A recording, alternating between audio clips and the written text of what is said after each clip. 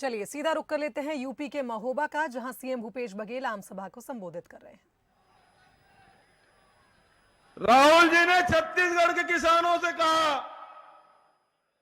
कि हमारी सरकार बनी तो 2500 रुपये क्विंटल में धान खरीदी होगी। और आप देख रहे हैं पूरे हिंदुस्तान में सबसे ज्यादा यदि धान का रेट कहीं मिल रहा है तो छत्तीसगढ़ में मिल रहा है। 2500 रुपये क्विंटल में हमने धान खरीद के दिखा दिया है। क्या यहां नहीं खरीदी होना चाहिए? यहां गेहूं की कीमत 2500 नहीं होना चाहिए? होना चाहिए। मैं आपसे हाथ उठा समर्थन चाहता हूं। बिजली बिल आधा की बात, मैं ये सारे काम हमने छत्तीसगढ़ में किए। ये तो गौ माता के पूजा करने वाले लोग हैं, लेकिन आजकल गौशाला में गौशाला चलाने वाले मोटे हो रहे हैं और गौ माता दुबली हो रही है। लेकिन हमने छत्तीसगढ़ में, ये हमारे यहां भी फसल चराई होती थी, जानवर खुले में घूम रहे थे, सड़कों पे घूम रहे थे। हमने निर्णय लिया गोधन न्याय योजना का, और उस योजना में क्या, पूरे हिंदुस्तान में कोई सरकार गोबर नहीं खरीदती साहब। हमारे छत्तीसगढ़ में 2 रुपया किलो हम गोबर खरीद रहे हैं।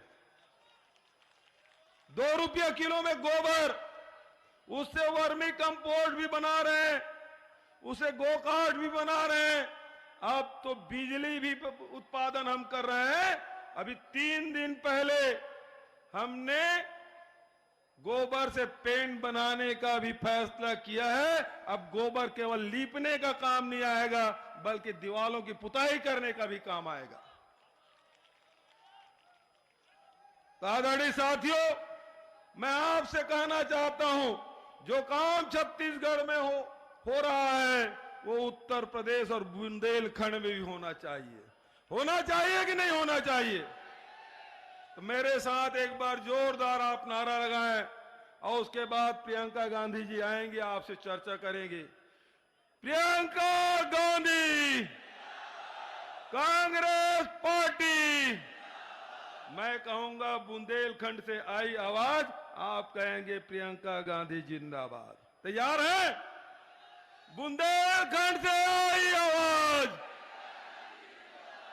बुंदेलखंड से आई आवाज। एक बार जोरदार सामने से लेकर आखिरी तक सब लोग मुट्ठी तान के नारा लगाएंगे। बुंदेलखंड से आई आवाज। धन्यवाद। जय हिंद, जय बुंदेलखंड।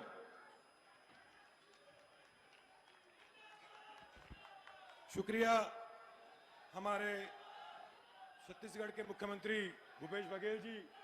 साथियों, अब वो वक्त आ चुका है जिसका आज इस दोपहर में आप इंतजार कर रहे हैं, इस गर्मी में। तो मैं बिना किसी विलंब के हम सबकी नेता, राष्ट्रीय महासचिव और उत्तर प्रदेश की प्रभारी प्रियंका गांधी जी को आमंत्रित करता हूं मंच पे। प्रियंका गांधी। साथियों, आवाज लखनऊ तक जानी चाहिए, योगी को सुननी चाहिए। प्रियंका गांधी, प्रियंका गांधी। श्री भूपेश बघेल जी, श्री अजय कुमार लल्लू जी, श्री नसीमुद्दीन सिद्दीकी जी, श्री प्रदीप जैन आदित्य जी, ब्रिजलाल खाबरी जी, राकेश सचान जी, श्री जयवंत सिंह जी, श्री आलोक चतुर्वेदी जी, श्री विक्रम सिंह जी, श्री नीरज दीक्षित जी, श्री विजेंद्र व्यास जी, शोमन भाई जी, श्री जगदीश नारायण शर्मा जी, श्री सुरेंद्र सिंह जी सरसेला, श्री तुलसीदास लोधी जी, यहाँ पर उपस्थित सारे नेतागण, कांग्रेस पार्टी के पदाधिकारी, सचिव, महासचिव, आप सबका इस सभा में स्वागत। इसके साथ साथ बुंदेलखंड के सब भैया बहनन को राम राम, और सब मड़ियन को, सब मोड़ियन को बहुत बहुत प्यार। हमारे बड़े भाग कि हमको आल्हा उदल, रानी लक्ष्मीबाई, झलकारी बाई, महाराजा छत्रसाल, दीवान हरदौल जो, राष्ट्र कवि मैथिली शरण गुप्त, स्वामी ब्रह्मानंद महाराज की महान और वीरों की धरती पर आबे को मौका मिलो। महोबा वालों, यहाँ आकर मुझे बहुत खुशी हो रही है और एक तरह से थोड़ा दुख भी है। 2 हफ्ते पहले मैं आप ही के बुंदेलखंड में ललितपुर गई थी। मैंने सुना कि 2 किसानों ने आत्महत्या की है और 2 किसानों की मृत्यु खाद की लाइन में खड़े खड़े हो गई। तो मैंने सोचा कि मुझे जाना चाहिए, मिलना चाहिए। और जो मैंने देखा, जो मैंने सुना, उससे मुझे खास तौर पे बुंदेलखंड के लोगों के लिए बहुत दुख हुआ। जब मैं वहां पहुंची तो एक छोटे से घर में उन किसानों के परिवार के सदस्य बैठे थे। मैंने